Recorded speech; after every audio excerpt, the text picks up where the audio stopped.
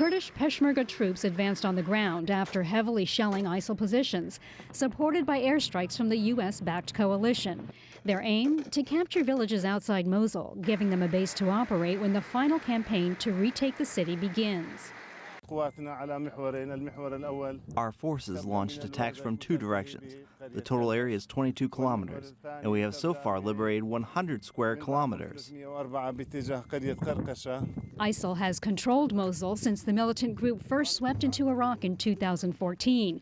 It's Iraq's second largest city and the militants' largest urban stronghold in the country.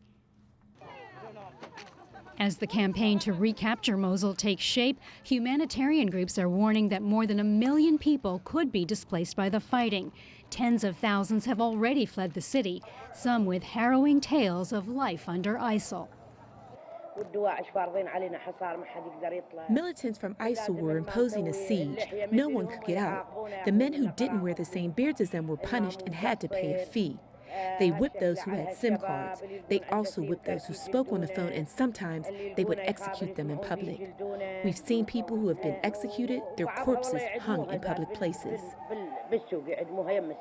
Iraqi leaders have repeatedly promised that Mosul will be retaken this year, but questions remain about what might happen after the city is liberated.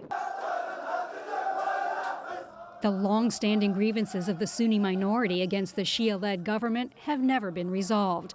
And the battle for Mosul involves Kurdish Peshmerga, Iraqi army forces, and Shia militias, each group with its own agenda.